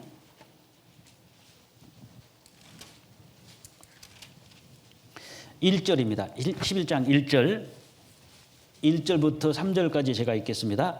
백성이 여호와의 들으시기에 악한 말로 원망하매 여호와께서 들으시고 진노하사 여호와의 불로 그들 중에 붙어서 진 끝을 사르게 하시매 백성이 모세에게 부르짖음으로 모세가 여호와께 기도하니 불이 꺼졌더라. 그 곳 이름을 다베라라 칭하였으니 이는 여호와의 불이 그들 중에서 붙은 연고였더라. 자, 쭉 이제 한번 그림을 생각해 보세요. 맨 앞에 하나님이 가시고 그다음에 그 바로 뒤에 모세가 따라가고 200만 명이 쫙 따라가는 거예요. 근데 쫙 뒤에 있는 무리들이 이 무리하고 떨어져 있는 거예요. 떨어져서 어떻게 하냐. 악한 말로 원망하잖아요. 이 뜨거운 때약볕에 좀 쉬어 있어야지 자꾸 이렇게 장소를 움직이냐 저렇게. 저 모세 지금 잘못하고 있지 않냐. 여기서 텐트를 쳤으면 한 1년을 있어야지. 어떤 때는 텐트 치는데 하나님이 또 구름이 움직여요. 그럼 텐트 치면서 걷어야 돼요. 어느 장소에 텐트를 칠 때 짧은 시간에 이 구름 기둥이 인도하지 않습니까? 짧은 시간에 움직이는 경우가 있고 1년씩 거기서 몇 년씩 머물러 있는 때도 있어요. 짧은 시간에 옮긴다는 것은 부지런하라는 뜻이고 오랫동안 머물러 있는 것은 인내를 배우라는 거예요. 근데 이 불평불만이 많은 거예요. 오래 있으니까 오래 있다고 불평하고 빨리 가니까 빨리 간다고 불평하고 그러니까 그 무리들이 어떻게 되느냐. 그 사람들은 또 그 사람들끼리 모여요. 뒤에 딱 모입니다. 그룹을 만들어서 모여가지고 계속 불평불만하는 거예요. 악한 말로. 어떻게 하죠? 하늘에서 불을 내려가지고 그걸 싹 태워버리잖아요. 그 뒤에를 싹 태워서 제거해버리죠. 왜? 정결케 하려고 그러는 거예요. 교회의 방향이 정해지면 우리는 순종하고 가는 겁니다. 저는 처음부터 그걸 배웠어요. 쭉 하니까 어떻습니까? 교회가 정말 하나님께서 은혜의 은혜로 채워주시잖아요. 그리고 계속 악한 말로 불평불만하면 싹둑 잘라버린다니까요. 불을 내어서 태워버리고 다 베라, 다 베버리라. 그게 아니라 불사람이라는 뜻이에요. 불사람. 그러니까 교회의 방향을 딱 보고 가는 것이 그게 뭐냐. 믿음의 주요 온전히 가신 예수를 바라보라. 그 뜻입니다. 그래서 제3의 길을 만들면 안 돼요. 분명히 하나님이 인도하시는 길이 있고 세상의 길이 있잖아요. 근데 사람들은 자꾸 자기가 길을 만들어서 가는 겁니다. 이게 제3의 길입니다. 예를 들면 좁은 문 아니면 넓은 문이에요. 근데 사람들은 제3의 문을 만들어 놓잖아요. 요렇게 가는 거야. 이런 식으로. 천국 아니면 지옥이에요. 근데 천국에는 제3의 길을 만들어 놨잖아요. 그게 연옥입니다.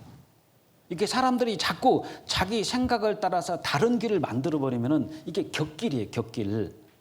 예레미야 18장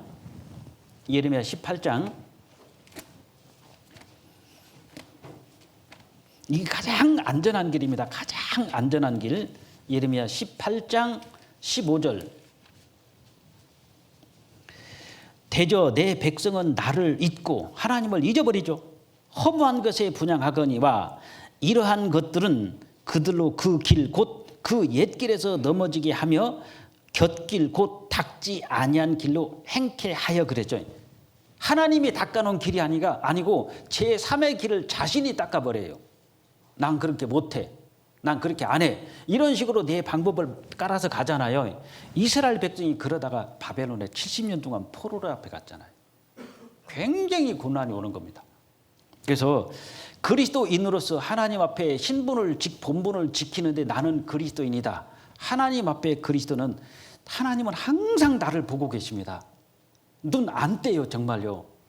시편 121편에 보면은 내가 잘 때도 하나님은 졸지도 않고 주무시지도 않고 24시간 내 곁에서 나를 지키고 계신 분이 하나님이셔요. 근데 누가 나를 감히 건들겠어요? 그렇게 지키고 계시잖아요. 그리고 계속 나를 보고 계시니까 나도 믿음의 주 온전케 하신 예수를 바라보자. 주님과 눈높이를 맞춰서 탁 보고 주님 어떻게 가십니까? 어디에 계십니까? 나는 교회에 앞서간다. 따라오너라. 종종 따라가는 것. 이게 가장 안전한 길인데 제3의 길을 만들어 놓고 하나님이 그 옛길 넘어지게 하며 곁길 곧 닦지 아니한 길로 행케 하여 그러죠. 옛길에서 넘어지게 한다는 거예요. 내가 길을 만들어 버려요. 그러니까 안 되는 거예요. 왜 신앙이 안 자랍니까? 내가 자꾸 3의 길을 만들어 놔요. 특히 신앙이 어린 분들이 그래요. 꼭 수요일 날 가야 되나 뭐? 꼭 일요일만 가야 되나 뭐? 꼭 가서 말씀 들어야 되나 뭐? 유튜브로 들으면 되지 뭐. 이렇게 자기가 길을 만들어 버립니다. 꼭 교회 가서 뭐 라이브로 들어야 되나? 집에서나 뭐 온라인으로 들으면 됐지? 자꾸 그 길을 만들어내요. 이게 익숙해지면 문제가 됩니다. 익숙해지면 이제 교회에 나오는 것이 굉장히 어려워요. 왜? 싫어 나오는 것 자체가요. 그러니까 안 좋은 곳으로 익숙해지면 우리가 점점 어떻게 합니까?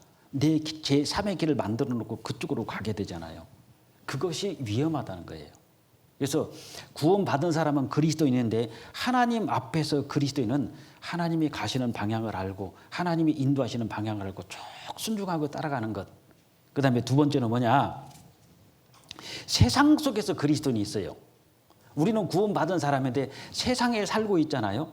그럼 세상 속에서 그리스도인은 뭐와 같냐면 우리에게 하나님이 옷을 입혀주셨는데 옷은 그 사람의 신분하고 똑같습니다. 자, 이제 한번 생각해 보세요. 내가 비난하는 얘기가 아닙니다. 스님이 있어요. 스님이 승복을 입었어요. 승복을 입고 삼겹살집에서 고기를 구워 먹고 있어요. 어떻게 보이십니까? 원래 스님들은요, 살생하면 안 되는 거예요. 불교는요. 근데 스님이 승복을 입고 이 승복을 입고 삼겹살을 구워서 탁 상추쌈을 먹고 있다. 스님이 승복을 입고 나이트클럽 가서 춤을 추고 있다. 스님이 승복을 입고 술집에 가서는 술을 마시고 있다. 스님이 승복을 딱 입고 당구대에 가서 막 일하고 있다.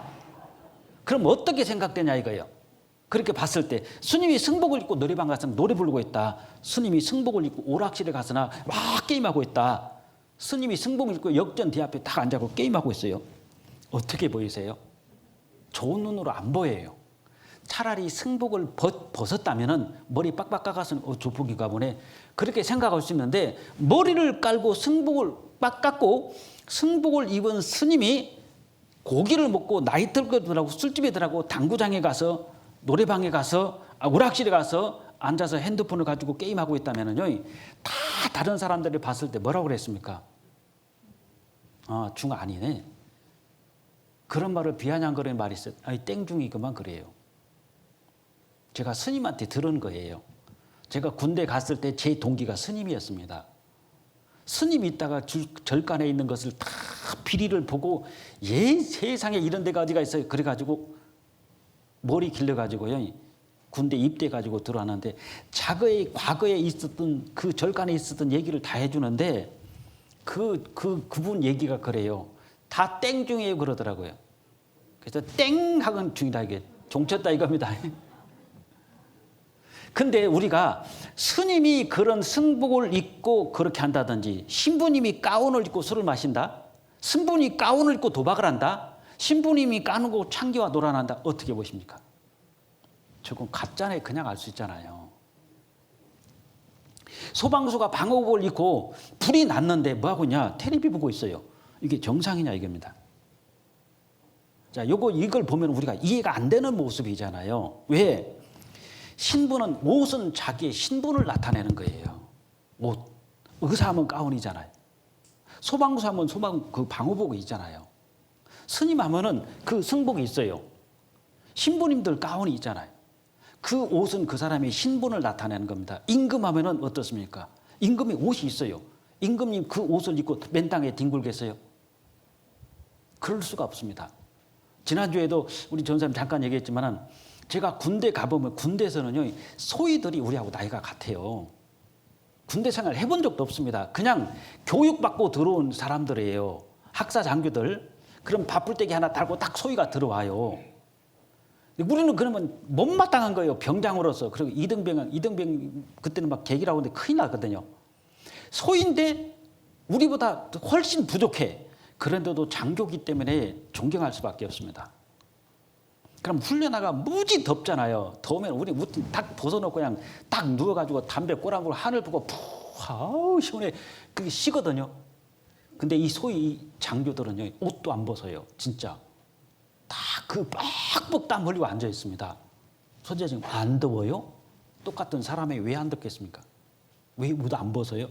장교잖아. 장교기 때문에 안 벗어요. 근데 엄청 더워. 정말 벗고 싶어. 근데 안 벗어요. 왜? 자기 장교라는 신분의 옷을 입고 있기 때문에 그렇습니다. 그렇다면 이사야서 61장 보겠습니다. 이사야서 61장 10절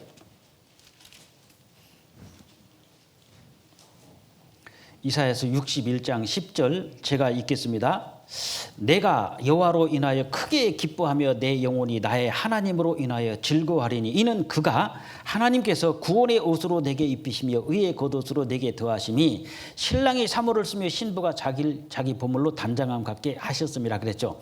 구원의 옷, 의의 겉옷이 나옵니다. 이게 하나님께서 우리 각자 개인에게 구원받은 사람에게 구원의 옷을 입혔다는 것. 신분이 너는 이제 세상 죄인이 아니다. 신분이 왕자입니다. 의의 겉옷은 왕자로서 왕복을 입혀놨어요. 왕자에 맞는 옷.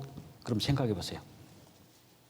스님이 입는 그 승복, 신부들이 입는 가운, 의사들이 입는 가운, 소방수들의 그 방호복하고 우리가 입고 있는 구원의 옷하고 같습니까? 우리가 입고 있는 의의 겉옷하고 옷이 같냐는 거예요. 완전히 다른 옷입니다. 제가 아까 스님을 말씀드린 이유가 스님이 승복을 입고 당구를 치고 있다. 스님이 승복을 입고 고기를 먹고 있다. 스님이 승복을 입고 나이트클럽에서 흔들고 있다. 그건 정말 모든 사람이 봤을 때 눈살 찌푸리잖아요. 그럼 여러분들이 형제자매를 쳐다보시고 저를 쳐다보십시오. 제가 의의 겉옷 입은 것이 구원의 옷 입힌 것이 보입니까? 안 보여요. 안 보이는데 보는 방법이 뭐냐면 믿음의 눈으로 보면 보입니다. 세상의 칼라는 이 육신의 눈으로 보지만 신령한 것은 마음의 눈으로 보시지 않습니까? 우리 마음에 하나님께서 마음 눈을 밝히사 마음 눈을 밝혀서 신령한 것을 보게 해주시는데 믿음의 눈으로 보면은 형제 자매가요 분명히 구원의 옷을 입고 있고 의의 겉옷을 입고 있는 거예요. 근데 손가락질 할 수 있습니까? 왕자에게 저 왕자 좀 봐, 저 왕자 좀 봐. 손가락질 할 수 있냐는 거예요. 믿음의 눈으로 한번 보세요. 믿음의 눈으로 보면 형제 자매님들한테 손가락질 못합니다. 왜? 하나님께서 구원의 옷, 의의 겉옷을 탁 입혀주셨잖아요. 그 안에 왕자님 계시는 거예요. 누구? 왕의 아들, 하나님의 아들이 들어가 계신단 말입니다. 그럼 형제 자매들을 함부로 대할 수 없겠죠. 함부로 말할 수 없겠죠. 그건 조심해야 됩니다. 형제 자매라고 우습게 쉽게 생각하면 안 돼요. 예를 들어서 오늘까지는 형제인데 내일 전도사로 딱 세워놨잖아요. 어저께는 형제인데 뭐 오늘은 전도사요? 같은 형제지 뭐. 요게 보는 게 뭐냐. 이게 정말로 그야말로요. 영혼의 생명입니다. 생명 환자예요. 어저께 형제였다가 오늘 전도사가 되면은 전도사님이 맞는 거예요. 근데 너나 나나 똑같은 형제 아니야? 이런 식이니까 무시해버리죠. 그럼 말씀 안 들어요. 무시해버립니다. 막 따지고 다다를 수 있잖아요. 이게 믿음의 눈으로 보면은 형제 자매를 그렇게 쉽게 볼 수가 없어요. 미워하면 안 됩니다. 그 안에 하나님의 자녀가 들어가 계시잖아요. 그 믿음의 옷, 그 구원의 옷, 의의 겉옷 그 안에 왕자님이 들어가시는데 그분들이 다 형제 자매들입니다. 근데 그걸 내가 정죄할 수 있어요? 미워할 수 있어요? 요한 1서 4장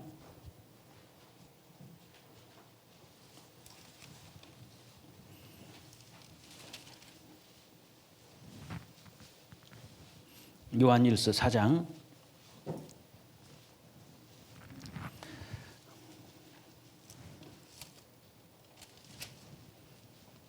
3장부터 보겠습니다. 3장 15절 3장 15절 요한 1서 3장 15절 그 형제를 미워하는 자마다 뭐라고 그랬죠? 살인하는 자니 살인하는 자마다 영생이 그 속에 거하지 아니하는 것을 너희가 아는 바라. 보세요. 이건 구원받은 형제님들에게 지금 하시는 말씀이에요. 그 형제를 미워하는 자마다 살인하는 자니 그 자매를 미워하는 자마다 살인하는 자니 그랬죠. 내가 내 마음속에 미움의 대상이 내 마음속에 자리 잡고 있다면 나는 지금 살인 진행 중입니다. 살인 진행 중. 근데 하나님께서 그분을 이뻐할 것 같습니까? 사랑할 것 같아요. 피를 흘리고 있는데 어떻게 그 사람을 하나님이 이뻐하시겠냐고요. 내 마음속에 믿음의 대상이 있다면, 미움의 대상이 있다면 나는 지금 살인 진행 중이라고 보시면 돼요. 하나님께서 결코 그분과 함께하지 않습니다. 그 상태에서 봉사할 수 있어요. 그 상태에서 일할 수 있어요. 그 상태에서 헌금할 수 있어요. 그 상태에서 찬송할 수 있어요.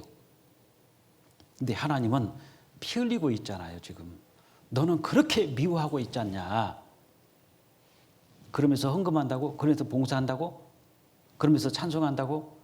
그건 안 맞는 겁니다. 구원받은 사람이 입고 있는 옷, 우리가 믿음의 눈으로 좀 보셔요.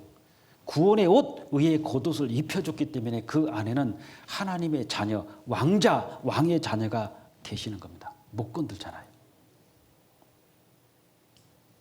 그래, 이것이 뭐냐? 세상 사람들 속에서 구원받은 사람, 우리는 의의 옷, 의의 겉옷, 믿음의 구원의 옷을 입은 사람들이에요. 그런데 스님이 승복 입고 나이트 가서 흔들고 스님이 승복 입고 당구장 가니까 세상에 저런 스님이 어디가 있어 그러는데, 구원받은 우리가 나이트클럽 들어가고 당구장 들어가잖아요. 세상 사람들은 우리가 입은 옷이 안 보입니다. 천사들은 다 보여요. 하나님 다 보셔요. 그래서 천사들이 세상 사람과 우리를 딱 구분해서 볼 수 있는 게 뭡니까? 구원받은 사람은 하나님께서 의의 겉옷을 입혀주셨잖아요. 천사들은 다 구별할 수 있어요. 저 사람 구원받았는데 나이트클럽 가고 있네. 구원받은 사람, 저 사람이 당구장 가서 앉아있네. 다 보고 있잖아요. 세상 사람들은 모릅니다.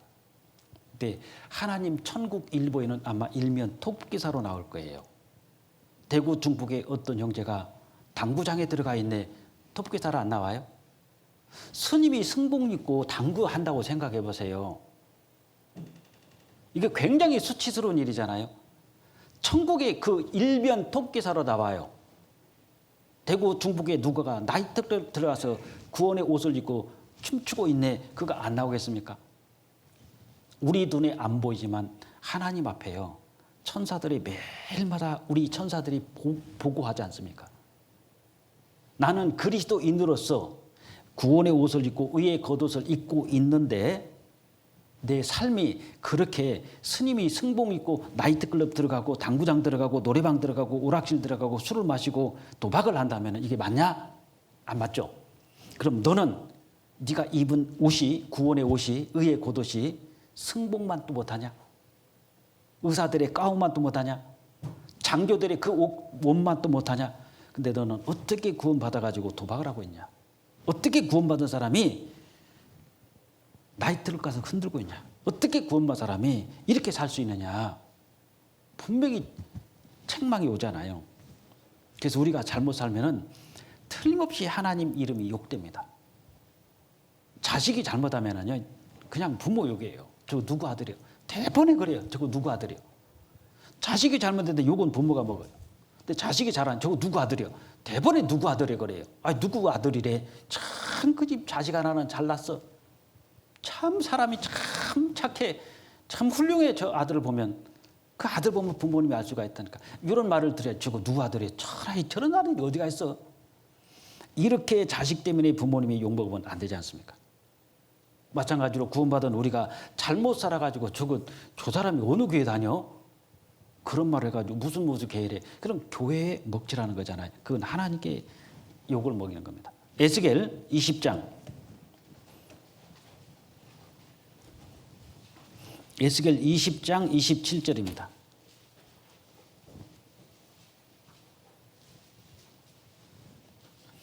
그런즉 인자야 이스라엘 족속에게 고하여 이르기를 주 여호와의 말씀에 너희 열조가 또 내게 범죄하여 나를 욕되게 하였느니라.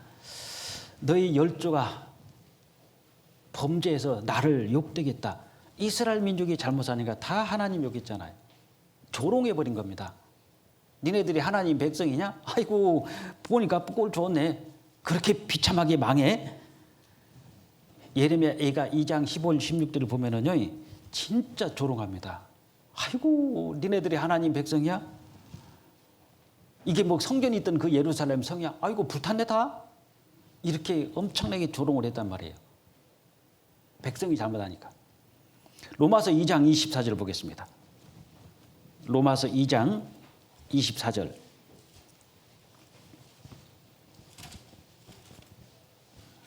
로마서 2장 24절 제가 읽겠습니다. 기록된 바와 같이 하나님의 이름이 너희로 인하여 이방인 중에서 모독을 받는도다. 그러니까 너희로 인해서 구원받았다는 너희로 해서 하나님의 이름이 안 믿는 사람들 중에서 모독받는다. 이건요 정말 못 참을 일이잖아요. 차라리 내가 죽을지언정 하나님 앞에 욕이 되면 안 되니까. 자식은 어떻게든 내 아버지 어머니한테 정말 화가 미치고 욕을 먹는다면은 나는 차라리 죽을지언정 내가 이 일을 안 하겠다. 그런 마음으로 살아야지. 뭐 내가 뭐 잘못했던 뭐 욕 먹으면 어때 좀. 그런 마음 자세로 산다면은 그게 과연 정상적인 자식이냐 이거죠. 우리도 마찬가지입니다. 기록된 바와 같이 하나님의 이름이 너희 때문에 안 믿는 사람 중에서 모독을 받는다. 이래야 되겠냐 이거죠. 이런 사람이 돼서야 되겠냐 이겁니다. 그건 아니지 않습니까? 그래서 교회 안에서도요. 교회 안에서도 형제 자매님들 사이가 정말 형제 자매님들 어떻게든 잘 교제를 해줘가지고 신앙을 올바로 살고 잘 하게 해줘야지 자꾸 불신과 불만을 조장하잖아요. 그럼 실족시킵니다. 그래서 실족시키면 마태복음 18장에 연자맷돌을 목에다 묶어가지고 깊은 바다에 던지는 것이 낫겠다 그랬잖아요. 연자맷돌이 큰 맷돌입니다. 돌로 된 맷돌인데 소돌이 굴리잖아요. 그걸 목에다 묶어가지고 저 바다에다 던져라. 실족되게 하는 사람이 그렇게 징계가 커요. 그러니까 형제 자매들을 실족되게 하면 안 되는 겁니다. 그러니까 교제를 잘 해줘야 돼요. 교제를. 이 잘못 교제하잖아요. 이건 독하고 똑같습니다. 보세요. 주사기에다가 이만큼 되는 주사기에다가 독약을 딱 집어넣죠. 온몸에 쫙 퍼지는 것은요. 쫙 그러면 5초 안에 들어갑니다. 온몸에 독약을 넣는 건 5초 안에 들어가는데 이 독극물이 온몸에 퍼지면 이거 빼낼 수가 없어요. 죽든지 해독제를 써가지고 굉장히 고통스럽게 이걸 빼내잖아요. 마찬가지로 잘못된 것을 우리가 받아들이는 것은 쉬워요. 5초 안에 주사기로 칵 누르면 다 들어가요. 코로나 주사 받을 때 이거 뭐 아스트라제네카 이런 거 맞을 때 뭐 한 10분씩 넣던가요? 딱 찔러갖고 쭉 5초 안에 끝납니다. 근데 온몸에 쫙 퍼지죠. 독극물이 우리 마음에 퍼지면 온몸에 쫙 퍼지는데 퍼지는 시간은 잠깐인데 이것을 해독하는 시간이 오래 걸려요. 다시 말씀드리면 형제 자매님들한테 예를 들어서 자매님 일로 와. 그 자매 있잖아. 그 자매가 이렇대. 난 안 그런데 아유 모르는 소리야. 그 자매 그렇잖아. 그럼 이상하게 보면은 그렇게 보여요 이제. 그 내 안에 독극물이 다 퍼졌어요. 이거 잘 안 빠집니다. 자꾸 보면 안 그랬는데 아우 저 자매가 그런 자매야? 그런 자매야? 이 내 안에 독극물이 퍼져 있어요. 요거 빠지는데 오래 걸려요. 그러니까 형제 자매들한테 교제를 잘 해줘가지고 독극물을 집어넣으면 안 됩니다. 교제를 잘 해줘서 쓰러져 가는 형제 자매들도 잘 하게 해줘야지 자꾸 분산시키잖아요. 악평하면 어떻게 되지 않습니까? 악평하면 불평, 불만 그리고 나오는 결과가 불신입니다. 에이! 그리고 교제를 떠나가는 거예요. 그게 실족시키는 겁니다. 요한 3서 1장 요한계시록 바로 앞에요. 요한 3서 1장 10절입니다. 요한 3서 10절 9절부터 볼게요. 9절 내가 두어 자를 교회에게 썼으나 저희 중에 으뜸되기를 좋아하는 디오드레베가 우리를 접대지 아니하니 이러므로 내가 가면 그 행한 일을 잊지 아니하리라. 저는 악한 말로 우리를 망령되이 편론하고도 유의 부족하여 형제들을 접대지도 아니하고 접대하고자 하는 자를 금하여 교회에서 내어 쫓는다. 이게 실족시키는 겁니다. 이게 디오드레베라는 사람이 있는데 이게 아주 못된 사람이에요. 형제 자매들 갖다 그냥 악한 말로 우리를 망령되이 편론하고 편을 나눈 거예요. 편론하고 어떻게 하냐? 대접하는 사람도 못하게 해버리고 실족시켜버렸어요. 이게 디오드레베입니다. 그러니까 이렇게 형제 자매들을 악평하고 이렇게 해가지고 한 사람을 실족시키고 교제를 떠나게 하면은 그 죄가 엄청나게 큰 겁니다. 그게요. 한 사람을 실족시킨 후에는.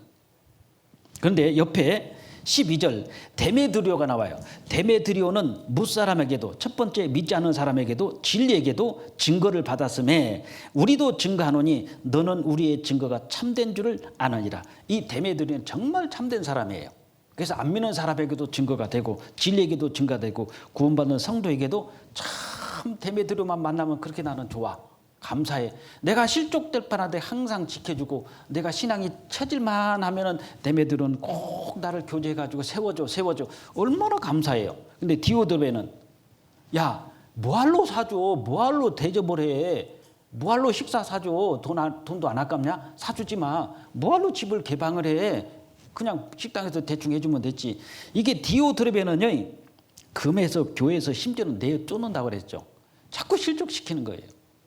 그러니까 이렇게 하면 안 된다 이겁니다. 구원받은 그리스도인, 하나님 앞에서 그리스도인, 세상 속에서 그리스도인, 교회 안에서 그리스도인은 어떻게 해야 되냐. 어떻게든 하나님께 형제 자매는 더 가까이 가고 더 하나님께서 열심히 살 수 있도록 계속 교제를 잘 해줘야 돼요.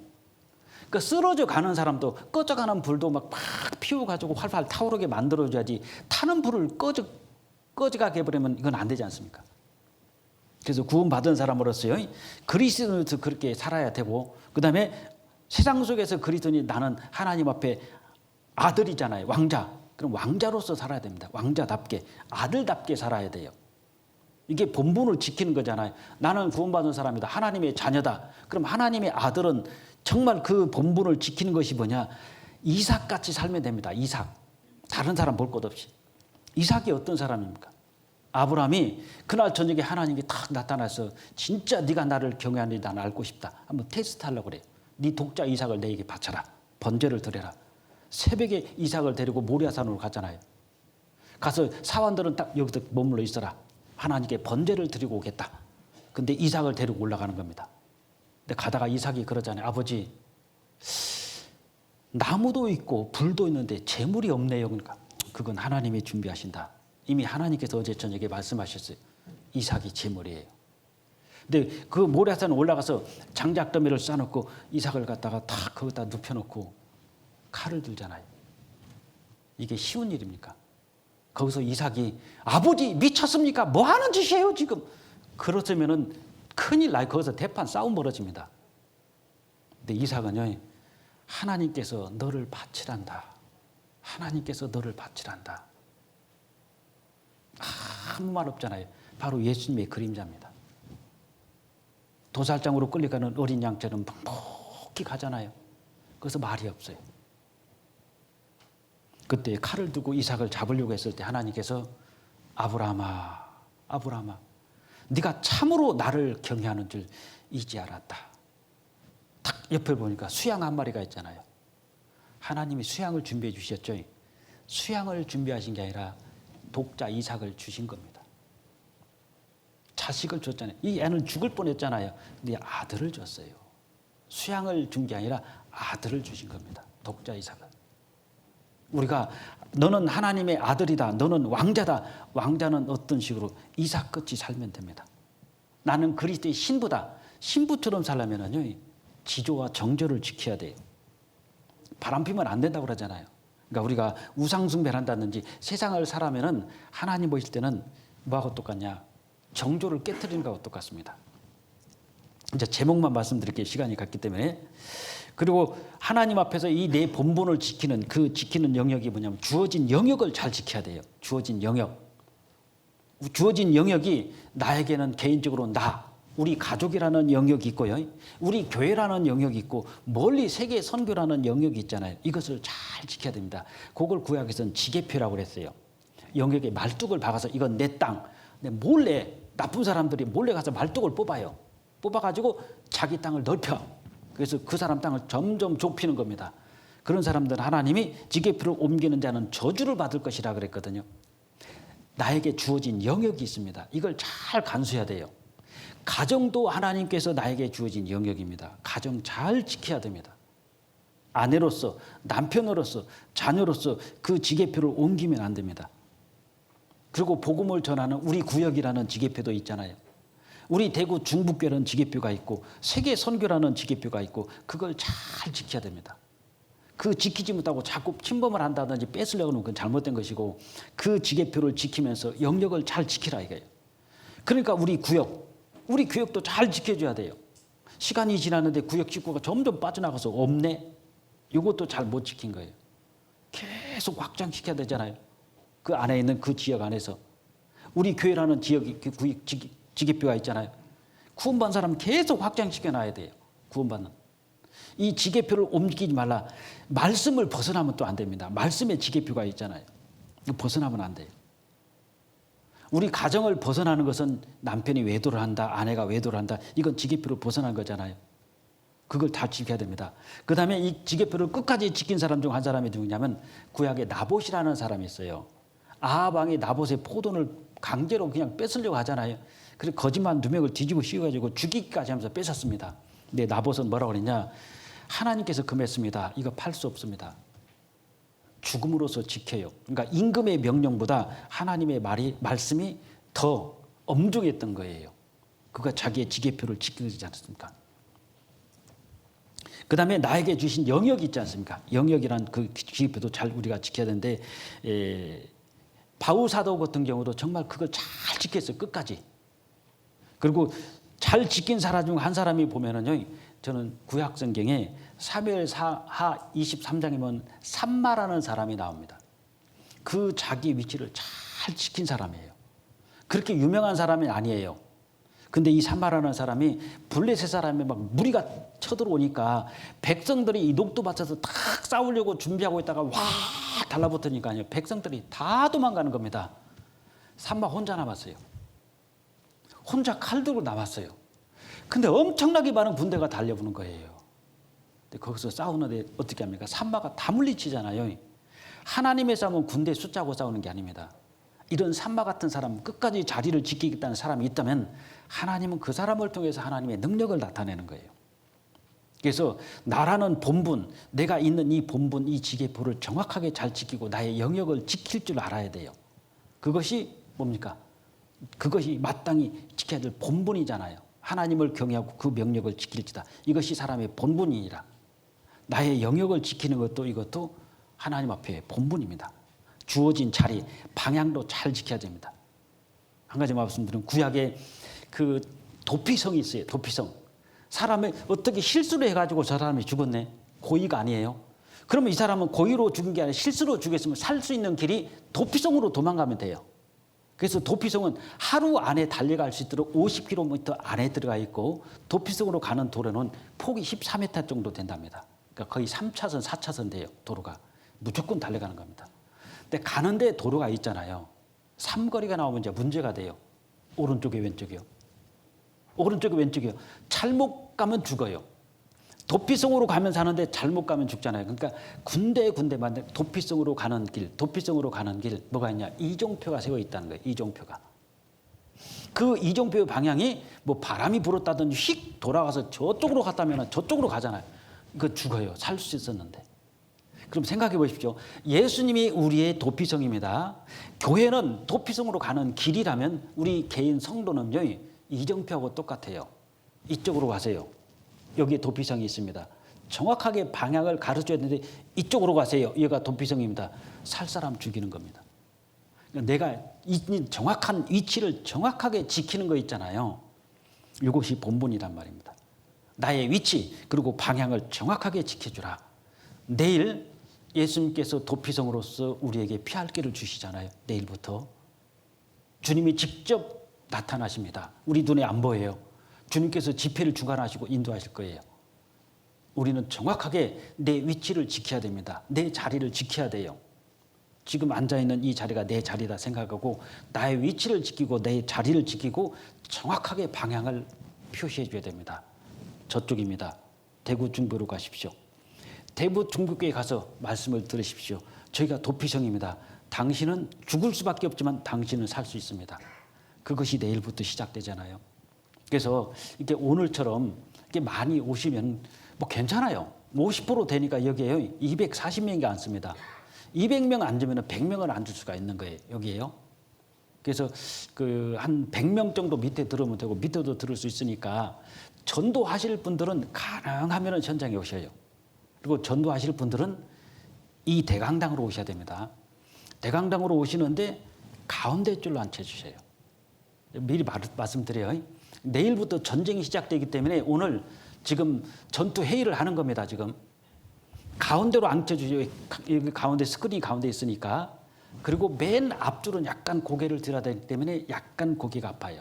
그래서 맨 앞줄은 형제자매들이 앉고 세 번째 줄 정도 가운데 정도가 가장 듣기 좋습니다. 근데 오시는 분들 자꾸 뒤로 앉으려고 그러거든요. 잘 설득해가지고 과자 하나 주면서 가운데로 가자. 해가지고 가운데로 가가지고 가운데가 제일 잘 보인다. 제일 잘 들린다. 해가지고 가운데 줄은 새로 오신 분들이 들을 수 있도록 해주셔요.